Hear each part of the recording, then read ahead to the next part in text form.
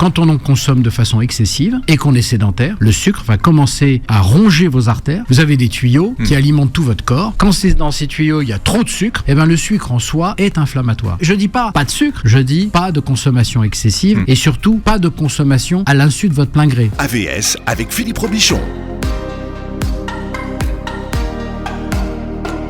Voilà, AVS, ça veut dire à votre santé. Et comme l'émission est en direct, ça veut dire que voilà, on est toujours un petit peu juste au niveau du temps. Mais ça y est, il est installé sur son tabouret. Le docteur Réginald Dalouche est avec nous. Comment ça va, doc? Ça va très bien quand je vous vois. Merci d'être là. Médecin, ingénieur biomédical et chercheur dans le domaine de la prévention du diabète et du surpoids. Et c'est d'ailleurs, pour ceux qui vous connaissent bien, cet aspect de la prévention qui est le pilier de votre action. Tiens, vous publiez un livre que vous êtes en train de montrer déjà à la caméra. Un livre coup de poing sous forme de coup de gueule. Mais bon, comme c'est un coup de gueule à la Réginald Dalouche, ça va, ça crie pas beaucoup. Oui. On peut avoir des coups de gueule très gentils. Voilà, c'est pas un livre pour critiquer, c'est un livre pour pratiquer et pour prendre sa santé en main. Oui. Ça s'appelle Sucre, l'ennemi numéro 1 chez Albin Michel. Et alors, à chaque fois dans vos livres, vous dévoilez un peu plus sur vous. Finalement, hein. Vous racontez que finalement, même dès le début de vos études, le diabète, ça vous a passionné. Et vous aviez compris qu'une épidémie allait se développer, mais dans les années qui allaient arriver. Hein. C'était dans les fins des années 70, vos études de médecine? Non, moi, mes études de médecine, j'ai terminé en 84. Ouais. Et en 84, je m'en souviens parce que c'était le début des micro-ordinateurs portables. Et des micro-ordinateurs tout court d'ailleurs. Il y avait le Sirius Victor, l'Apple, enfin voilà. Et en fait, quand j'ai terminé mes études d'ingénieur, j'ai commencé à travailler à l'INSERM et j'ai commencé à développer les capteurs de glucose. Dans le cas du diabète de type 1. Donc en quelle année, imaginez 84. Ouais. Oui. Voilà. C'était quand même très novateur. C'était très novateur à l'époque parce qu'il fallait utiliser des diodes, des photodiodes. On appelait ça des photodiodes en fait, qui étaient sensibles à la luminosité. Donc quand on mettait le sang sur la bandelette, la diode avait une résistance qui variait en fonction du contraste. Enfin bon, voilà. Cela dit, je pense que c'est encore comme ça que ça marche. Hein. Ils n'ont pas changé le procédé. Non, ils n'ont pas changé. Les capteurs qu'on met sur le bras, ils ont changé le procédé. C'est pas du tout le même procédé. Mais le fait de lire sur une bandelette, vous savez, réactive, de mettre une goutte de sang, c'est quasiment toujours le même procédé. Et rien n'était minimalisé à l'époque. Hein. Non, à l'époque, il n'y avait pas de micro-ordinateur portable. On en a même développé un à l'époque. Et je salue tous les gens qui ont travaillé à l'INSERM 88, Philippe Boutin, Bertrand Auvert, tous ces gens-là qui ont été des précurseurs, des défricheurs. Et on a tout de suite compris que le diabète, c'était quelque chose. Ouais. Mais c'était historiquement les premiers capteurs de glucose. C'était les premiers capteurs de glucose. C'est devenu quoi votre découverte? Ma découverte, nous avons fait, parce que c'est toujours un travail collectif dans une unité INSERM, on a fait une très belle publication à IEEE, I3E, qui est une revue internationale des ingénieurs.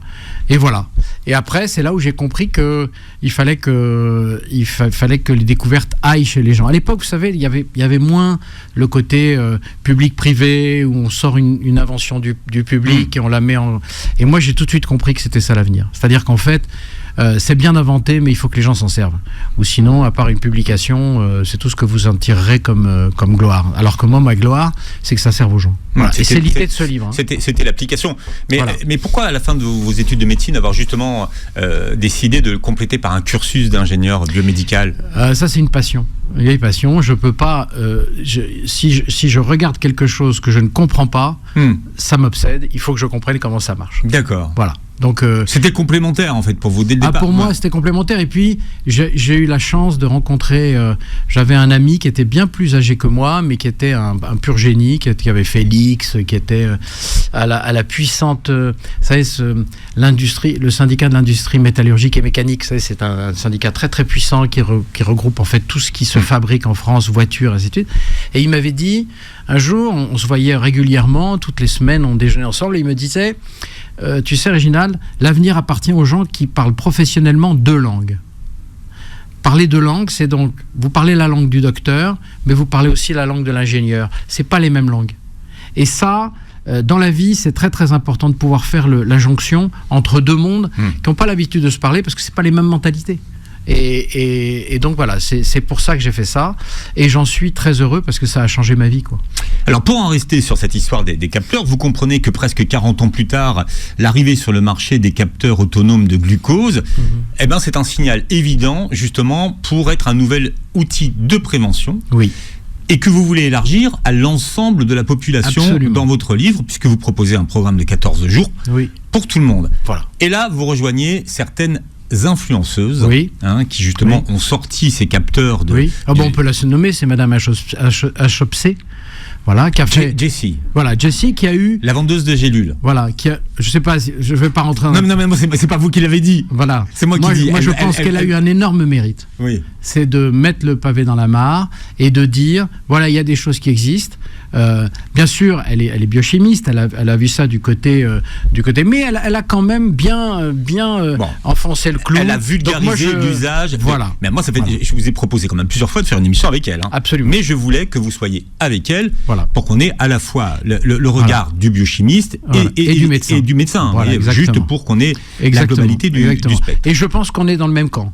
C'est-à-dire que, en fait, moi, pourquoi j'ai écrit ce livre avec ce titre aussi un peu punch, c'est parce que je sais que la bataille collective, elle est perdue. C'est-à-dire qu'en fait, le temps que les pouvoirs publics de tous les pays, je ne parle pas que de la France, réagissent à cette épidémie de diabète, il faudra 10 à 15 ans pour que les lois, les réglementations entrent en ligne de compte. Même si les États-Unis, sous Obama, ça a bougé un peu. Ça a bougé un peu. Mais la réalité... Madame Obama s'est emparée vraiment de la problématique. Absolument. Mais la réalité de tous les jours, c'est que l'industrie agroalimentaire est une industrie qui fait vivre beaucoup de gens, qui doit nourrir beaucoup de gens, qui a des impératifs de rentabilité également, puisque je rappelle qu'une entreprise, c'est fait pour faire du chiffre d'affaires et du bénéfice.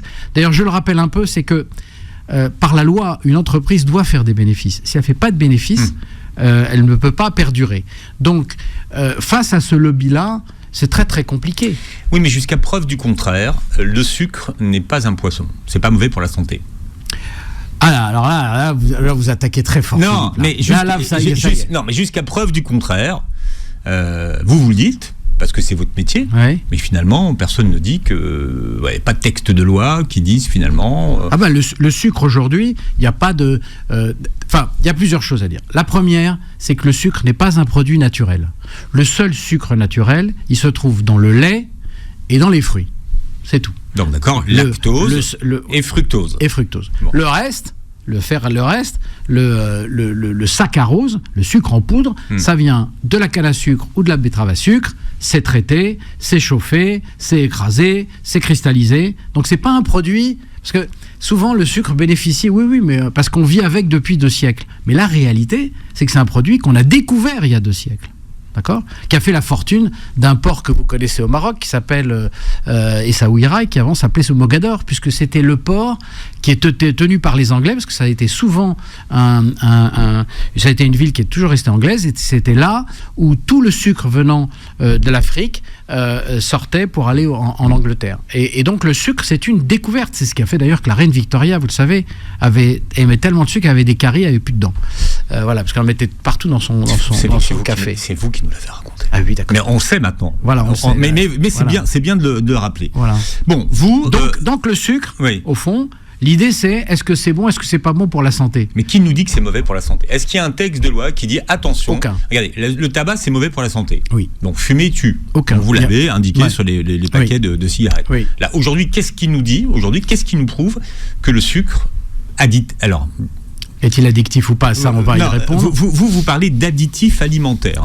Vous parlez du sucre. Moi, je dis c'est un additif alimentaire. Voilà. Qu'est-ce qui nous dit que finalement c'est mauvais pour la santé ? Qu'est-ce qui nous dit ? Tout simplement, c'est que quand on en consomme de façon excessive et qu'on est sédentaire, à ce moment-là, le sucre va commencer à ronger vos artères, petites et grandes. On a eu l'occasion ensemble d'en discuter, mais on va le répéter. La micro-angiopathie, la macro-angiopathie. Vous avez des tuyaux qui alimentent tout votre corps. Quand dans ces tuyaux, il y a trop de sucre, le sucre en soi est inflammatoire. Donc ça, je dis pas de sucre, je dis pas de consommation excessive et surtout pas de consommation à l'insu de votre plein gré. C'est-à-dire que, je reprends cet exemple grossier qui est l'eau des cornichons. En Saumur, cornichons salés, dans l'eau, il y a du sucre. Pourquoi mettons du sucre dans cette eau ? Pourquoi ? Tout simplement parce que, c'est autorisé, puisqu'il n'y a aucune loi qui l'interdit. C'est quand même intéressant. Vous voyez ? Et quand vous êtes industriel, et vous vous dites, c'est un bon conservateur, ça va cacher un peu l'acidité de mes cornichons, donc c'est parfait. Il n'y a pas de complot. Les industriels, ce sont des gens qui ont de l'éthique, mais qui ont une responsabilité. D'abord, il faut nourrir beaucoup de gens, et en plus, il faut qu'il y ait de la rentabilité. Mais pourquoi mettre du sucre, alors? Est-ce qu'ils ne pourraient pas le remplacer par autre chose? Ah, pourquoi mettre du sucre? Parce que c'est pas cher, parce que d'abord c'est disponible partout, parce qu'on a tous aussi une tendance à aimer le goût sucré. Voilà, je vous rappelle, quand vous étiez fœtus dans le ventre de votre maman chérie, eh bien à ce moment-là vous déglutissiez un liquide qui était légèrement sucré. Quand vous avez tété le sein de votre maman, le lait était sucré, un tout petit peu sucré, ce qui voulait dire tu peux le boire. S'il était acide, vous auriez fait une immonde grimace et vous auriez dit non, parce qu'il y a une infection. L'acidité, c'est l'infection dans le téton. Donc voilà, donc on a un rapport au sucre, si vous voulez, on a un rapport amical. Moi je dis pas que le sucre est un ennemi. Je dis que le sucre est un ami, mais comme tous les bons amis, il faut savoir les garder à distance. Il faut s'en méfier. Voilà. Non, pas s'en méfier, mais on a tous vécu un mois de vacances avec des amis en étant très heureux qu'ils viennent au début et en se disant à la fin des vacances, c'est bien qu'ils s'en aillent, quoi. Même si vous les revoyez 3 semaines après. Hein. Alors vous pointez du doigt les sucres qu'on ne voit pas, ce qu'on appelle les sucres, les sucres ajoutés, voilà, donc dont on ne sait pas qu'il y en a. Donc exactement, les cornichons, c'est parfait. Voilà. Mais il y en a partout ailleurs. Hein. Dans les boîtes de conserve, il y en a partout. Il y en a partout. Donc, faut pas non plus, vous regardez les boîtes et vous verrez, alors il y a des noms, il y a 20 noms pour le sucre ajouté, mais vous regardez, il y a du sucre très très souvent. Pourquoi? Voilà. Donc, donc il y en a aujourd'hui partout. Absolument partout. Oui. Ouais. Bon, si vous faites attention, vous lisez vos étiquettes, vous verrez. Il y en a partout. Et encore une fois, je le répète, parce que je ne veux pas qu'on s'oppose à l'industrie, parce qu'on a besoin des industriels, c'est avec eux. D'ailleurs, ils font un effort actuellement, ce qui est incroyable, c'est que quand en 2012, il y a eu le premier texte, vous voyez, la première table ronde avec les industriels et le ministère, ils ont dit on va réduire. Ils ont réduit. Ils ont fait l'effort. Donc c'est pas il y a qu'à Faucon, les salopards, machin. C'est pas du tout comme ça que ça marche. C'est qu'en fait, ils sont dans un cadre qui est peu réglementé, puisqu'il y a même... Alors, depuis, il y a une taxe sur le sucre. Hein, oui, alors ça t'était sur les sodas. Enfin, voilà. Mais la réalité, c'est que tant que c'est autorisé, et tant que ça n'est pas interdit, voilà. Je reprends ce paradoxe. Quand vous êtes motard, ce que je suis, puisque vous voulez que je parle de moi, je suis motard. Si je n'ai pas, moi je mets mes gants, avec mes gants homologués, avec des petites bandes jaunes. Si je les ai pas, je me fais arrêter, et ce sera normal. Donc pourquoi on met une règle et on met des députés autour d'un texte pour faire mettre des gants à des motards qui sont plutôt des gens assez sympathiques, croyez-moi, et de l'autre côté, on peut mettre autant de sucre qu'on veut dans les fraises Tagada, dans les machins. Je cite Tagada, je sais pas si c'est générique. Faut en citer des autres. Alors dans les Carensac, que j'adore. C'est la même marque. Voilà. Alors Tariq qui est spécialiste S-Bonbon. Lutti. Et on a C'est moi. D'accord. Toute la gamme Ferrero, quoi. Toute la boîte Ferrero. En fait, j'ai pas d'ostracisme. Une fraise Tagada, c'est très bon. Hein. C'est très très bon. Le problème, c'est que c'est très bon au goût. Au goût, vous voulez dire. Une ou deux, s'en fiche. Le problème, c'est le paquet. Voilà. Donc tant que c'est comme ça, ça restera comme ça. Et moi, c'est pour ça que j'ai fait ce livre. Pourquoi je l'ai fait? Parce que je dis, la bataille collective est perdue. C'est pas grave.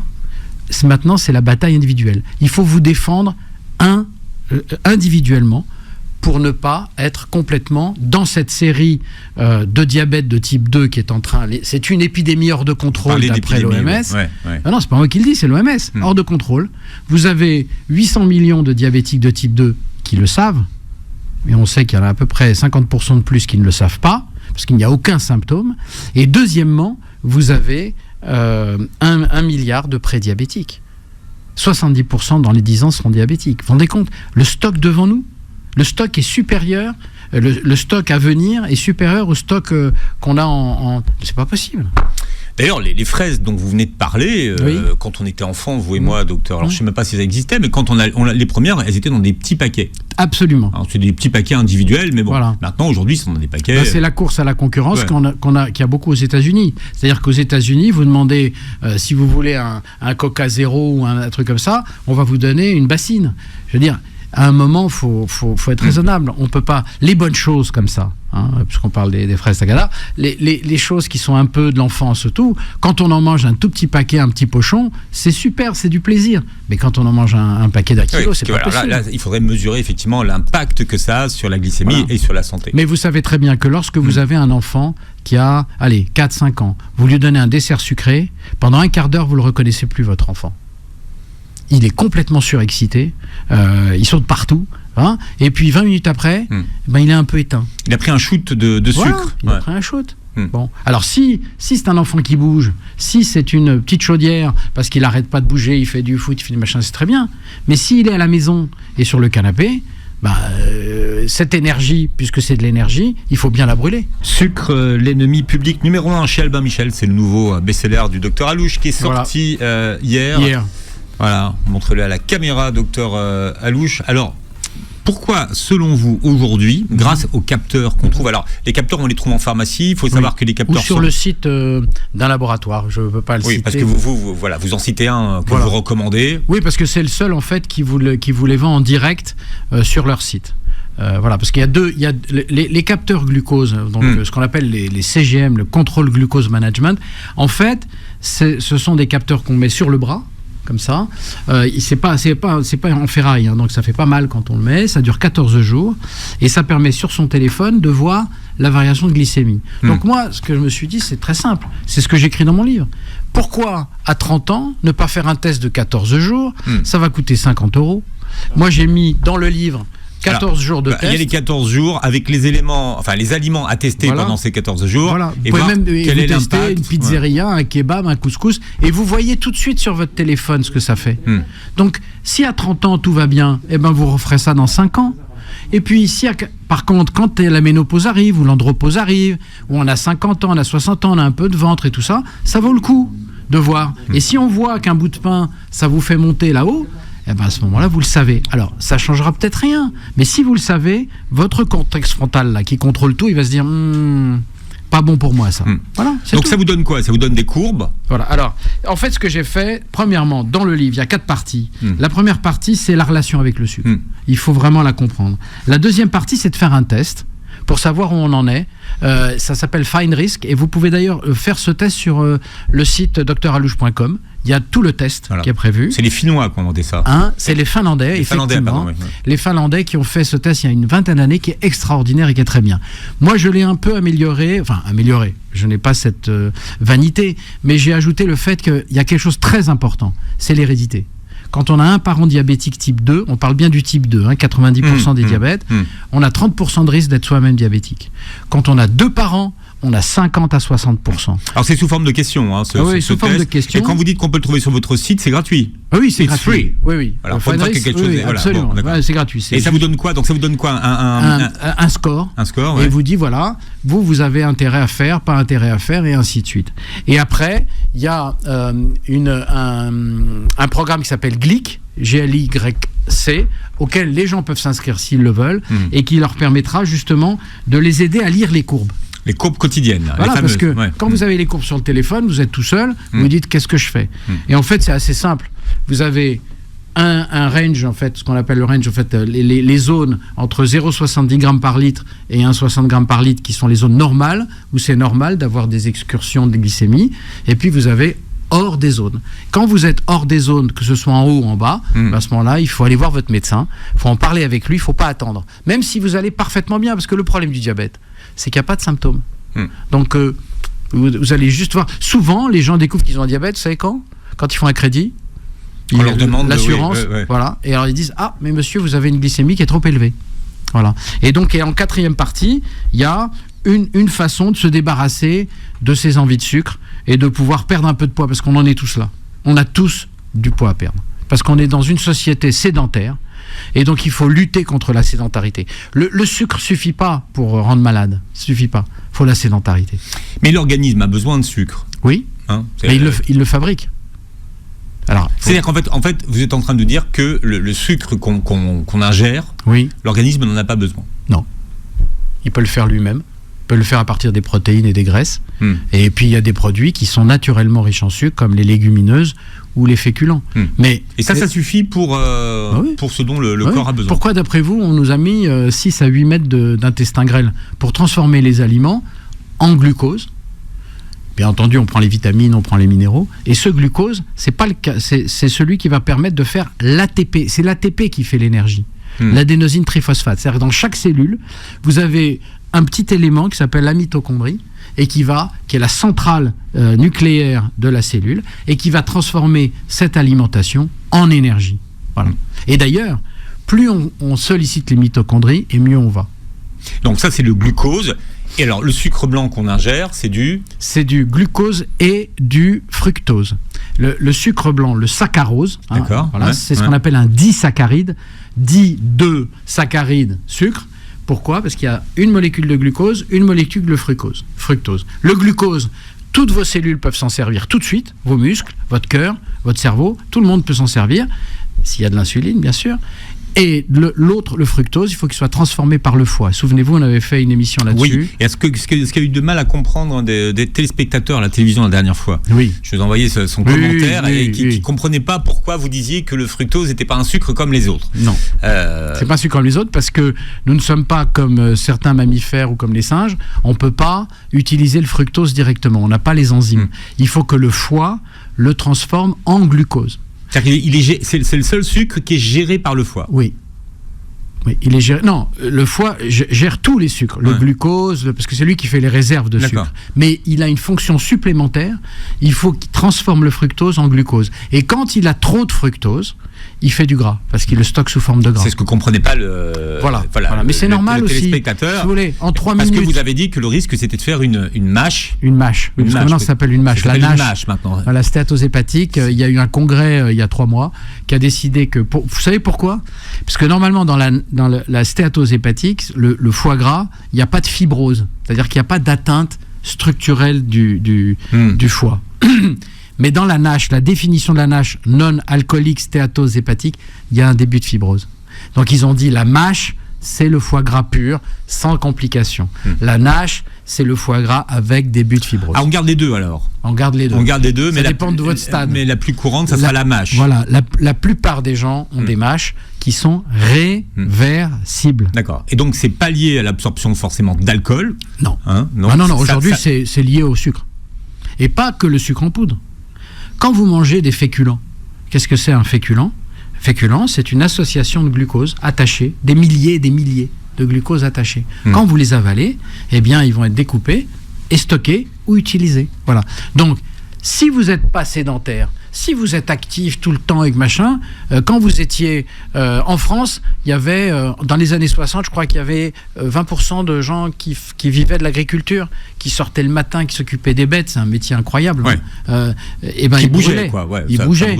Il y avait les cantonniers sur les routes, il y avait les ouvriers sur les bâtiments. La France était en pleine expansion. Les gens, ils bougeaient beaucoup. Il y avait moins de transports en commun, il y avait moins de voitures, il n'y avait pas de trottinettes, il n'y avait pas de vélo électrique. Ben, on bougeait. Aujourd'hui, même le repas de midi et du soir, on se le fait livrer. Donc, c'est pas possible. C'est-à-dire que le français des années 60, qui a servi en fait de référentiel pour l'alimentaire, le français des 2020, il n'a plus rien à voir. Voilà. Donc, il brûle beaucoup moins. La vraie problème, dans ce livre, on aurait dû mettre sucre, sédentarité, ennemi avec un S, public numéro 1. Parce que c'est la sédentarité aussi qui est le complice du sucre. Je parle même vous parlez du sucre et de ses complices. Voilà, il a besoin C'était en fait le titre que je voulais au début, on a discuté là. Et en fait, il y a le sucre, les additifs alimentaires, les perturbateurs endocriniens. Je rappelle que l'organe qui fabrique l'insuline, c'est le pancréas.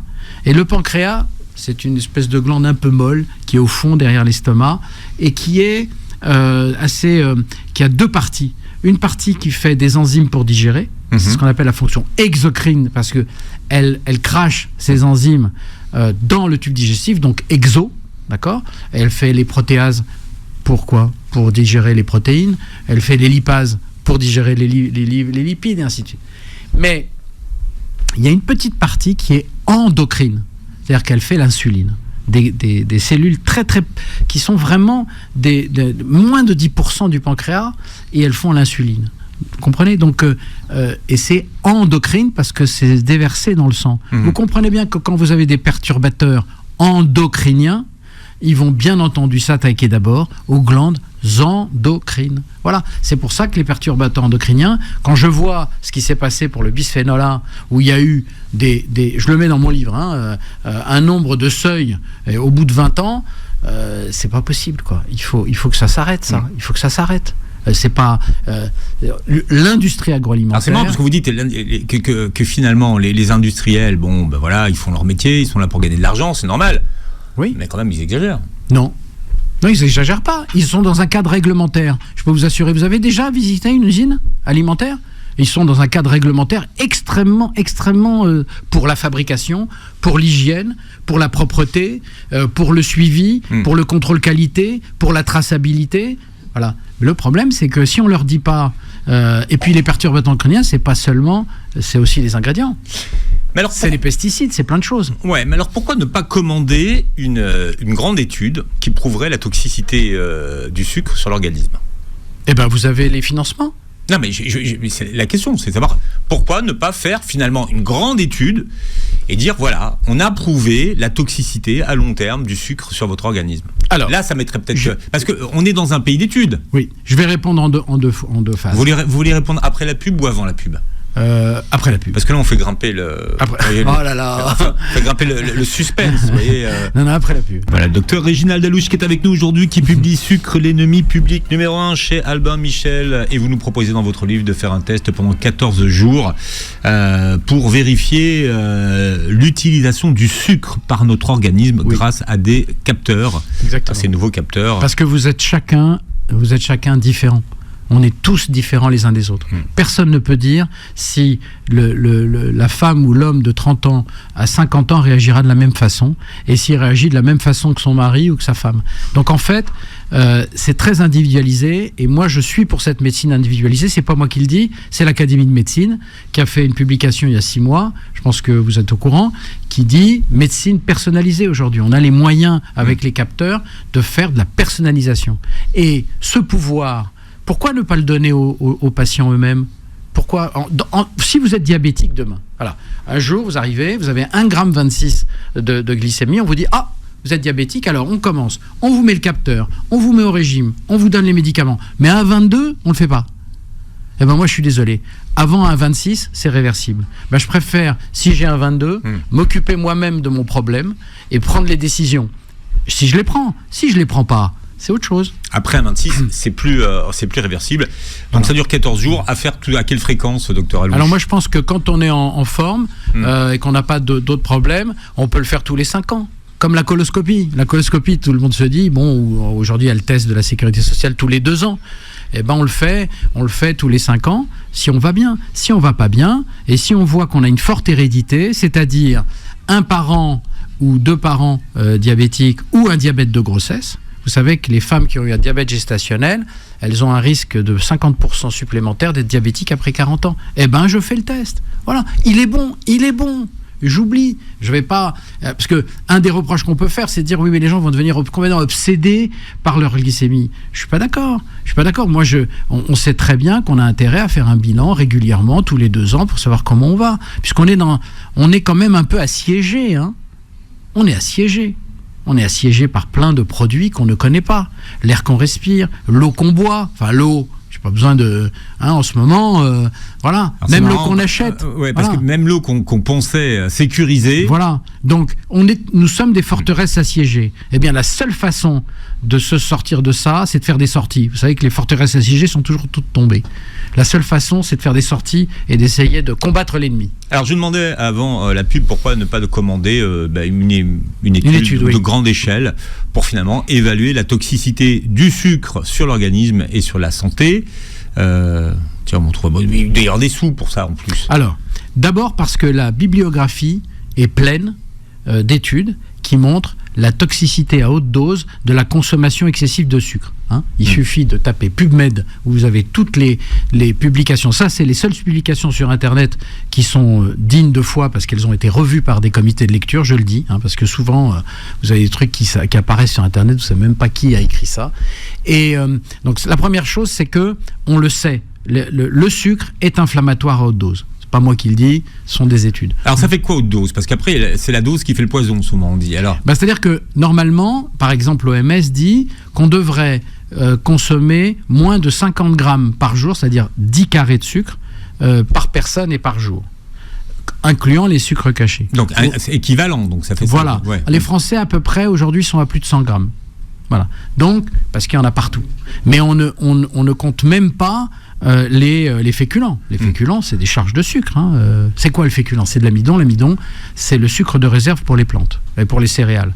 Donc, en fait, cette étude-là, sur la toxicité, on l'a. Par contre, il faut bien voir, encore une fois, qu'en fonction de votre âge, de qui vous êtes, d'où vous venez, quel est votre environnement culturel, les choses peuvent changer du tout au tout. Voilà, donc c'est pour ça que c'est compliqué. C'est compliqué. Et dans ce cadre, être raisonnable, c'est vraiment très très important.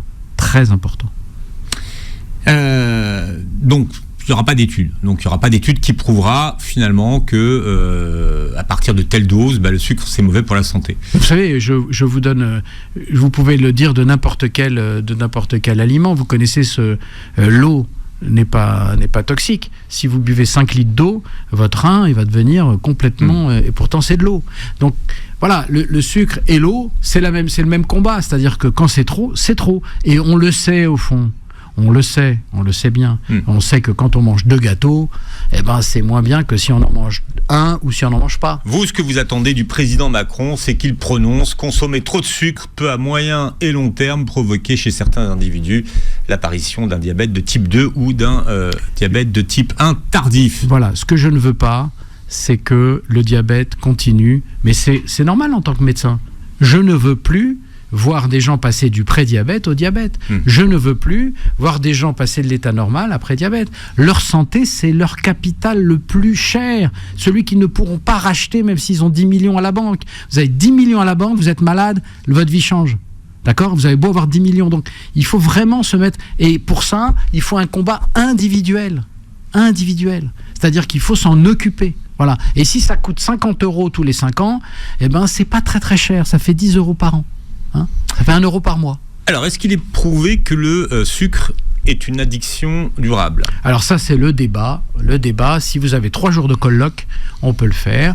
Pourquoi ? Parce que vous avez vous savez, pour tout ce qui est addiction et drogue, vous avez une classification qui a été faite par des psychiatres américains et qui dit... Pour que ce soit addictif et drogue, il faut qu'il y ait modification de la relation sociale, il faut qu'on cherche sa substance. Ouais. Il y a sur les 6 paramètres, je crois qu'il y en a 3. Voilà. Bon, on n'a jamais vu personne se lever à 2h du matin et prendre 2 cuillères à café de sucre en poudre. D'accord ? Donc si vous prenez la définition de cette classification faite par les psychiatres, c'est pas une drogue.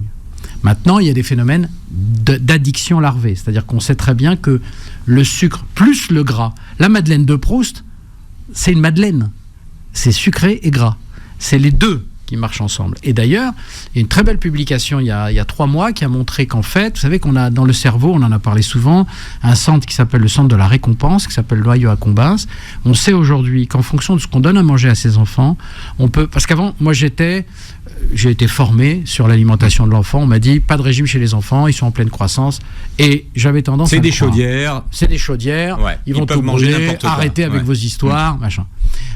Maintenant, on sait que le fait de manger des choses grasses et sucrées chez les enfants, ça modifie le circuit de récompense. C'est-à-dire que inconsciemment, il va aller rechercher ce plaisir-là.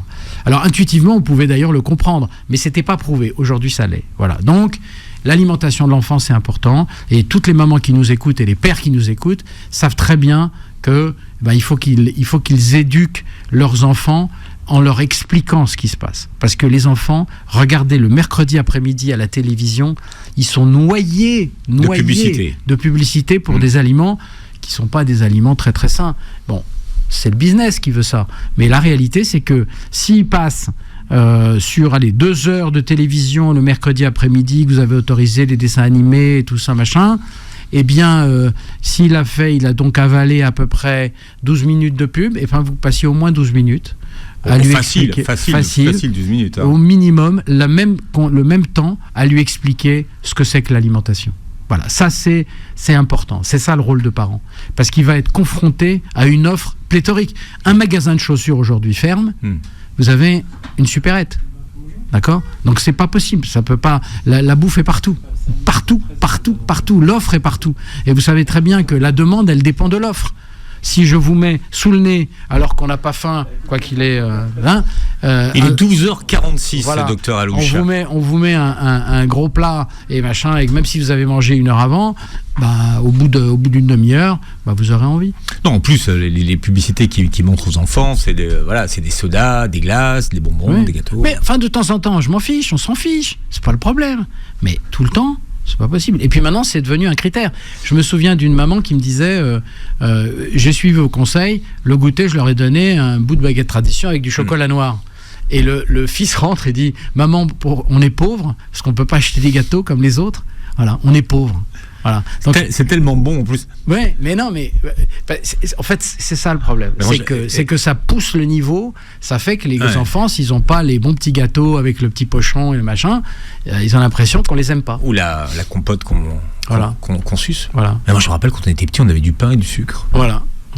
Et on disait rien, on avait du pain avec des morceaux de sucre dedans. Ouais, souvent on mettait un peu de beurre, un peu. Mais c'était ça le goûter. Voilà, mais vous allez le brûler quand vous êtes môme.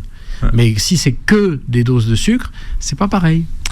Comment expliquer finalement que la communauté scientifique ne se soit pas emparée de l'index glycémique, peut-être plus que ça, et qu'il n'y a pas plus de vulgarisation de l'index glycémique? Excellente question. Tout simplement parce que l'index glycémique n'est pas un bon indicateur, tout simplement parce qu'il ne tient pas compte de la quantité.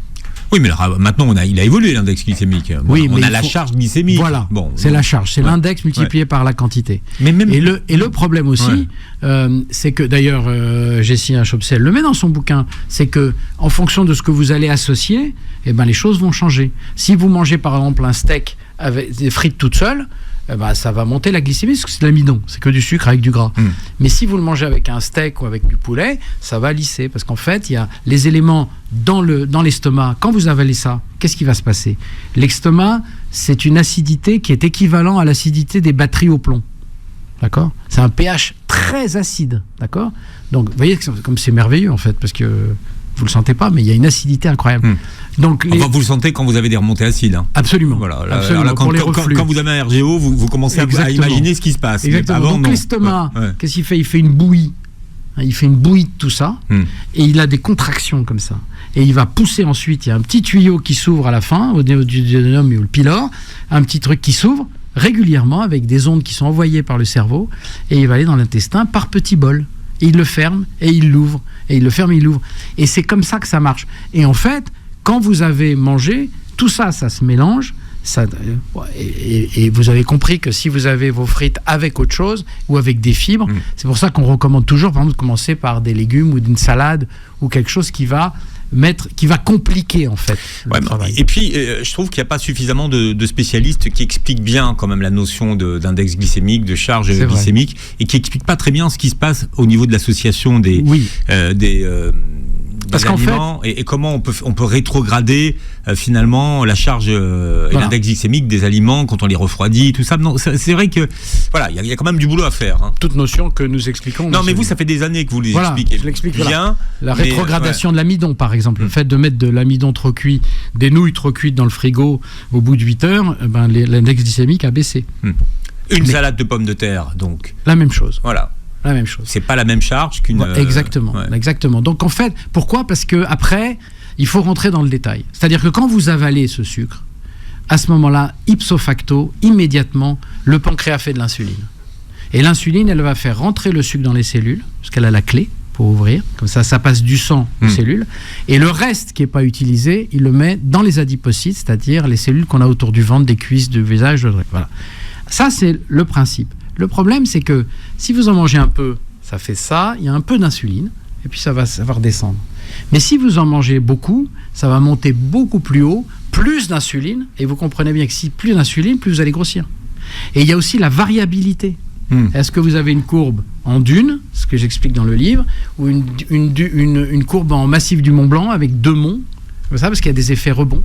Et il faut juste y passer un peu de temps. C'est pas compliqué, mais il faut comprendre ça. Si vous comprenez ça, vous comprenez tout. Voilà, et vous le voyez, vous arrivez à avoir l'impact en introduisant certains aliments, donc le matin au petit déjeuner, mais au déjeuner et au dîner. Il y a une question qui est arrivée tout à l'heure. Alors maintenant, il y a les auditeurs qui réclament votre numéro de téléphone, qu'on donnera avant la fin de l'émission, Dr Alouche, bien sûr, pour vous joindre personnellement. Mais savoir, c'est la mode donc des détox sucrés aujourd'hui. Quelle est la différence entre ces fameuses détox sucrées que les gens démarrent à la rentrée ou est-ce qu'on appelle les régimes keto? Le régime keto, c'est simple, c'est aucun sucre. Mais c'était déjà une détox sucrée finalement, qui disait pas son nom. Exactement. Quand vous enlevez tous les sucres, vous enlevez les fruits, vous enlevez certains légumes sucrés, et voilà. Pas de féculents, pas de légumineuses, et vous mangez que des protéines. Que ce soit des protéines animales, pas des végétales forcément, parce que les céréales, il y a de l'amidon dedans, donc c'est pas des protéines végétales. Et puis vous avez les produits laitiers.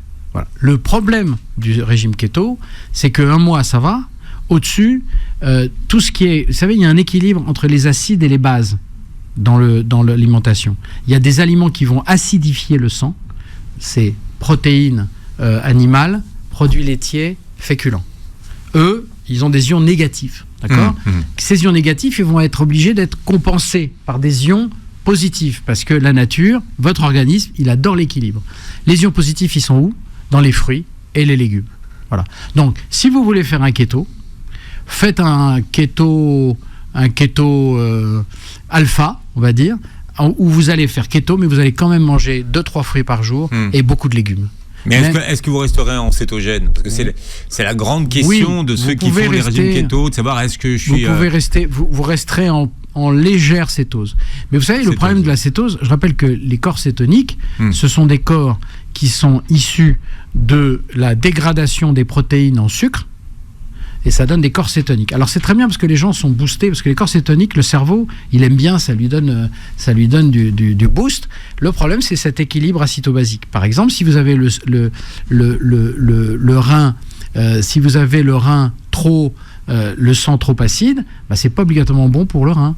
C'est pas obligatoirement bon aussi pour vos articulations. Je rappelle que vos articulations, entre les os, il y a un liquide, entre les cartilages, il y a un liquide qui s'appelle le liquide synovial, qui est fabriqué à partir du sang. Si votre sang il est légèrement acide, le liquide va être un peu acide. Et à ce moment-là, vous aurez un jour mal au coude, le lendemain mal à l'épaule, le surlendemain mal au genou.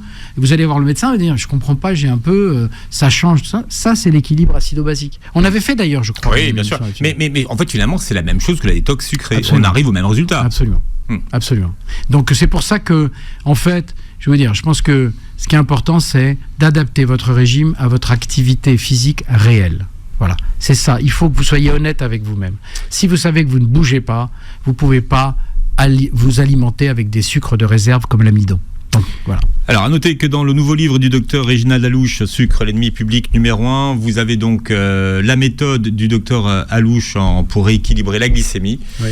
Donc, on peut flasher un QR code. Voilà, méthode en 3 phases. Voilà, exactement, et qui permet justement de pouvoir vous aider à perdre ce poids, mais surtout à réguler et éviter une trop grande variabilité glycémique. Je sais qu'il y a des polémiques sur la variabilité glycémique. Des gens qui disent mais non. Enfin, un pancréas qui donne des à-coups, à un moment, le pancréas il se fatigue. Ça c'est clair. Un organe, je veux dire, je l'ai dit souvent ici, mais l'organisme il adore la routine, il adore la tranquillité, il aime pas qu'on le fatigue. Il est bien entendu, il est très solide. Vous pouvez rester sur la Napurna pendant 10 jours à moins 40, mais c'est pas tout le monde, c'est pas tout le temps, et ça nécessite une très bonne condition physique. Donc en fait, ce qu'il faut, c'est trouver une routine. La vie alimentaire, c'est la routine avec des exceptions et du plaisir. Docteur Alouche, alors vous retrouverez cette émission en podcast sur beurrefm.net et sur les plateformes qui reprennent l'émission. Vous verrez la vidéo sur la chaîne YouTube. Merci d'avoir été avec nous. Merci de m'avoir invité. Alouche.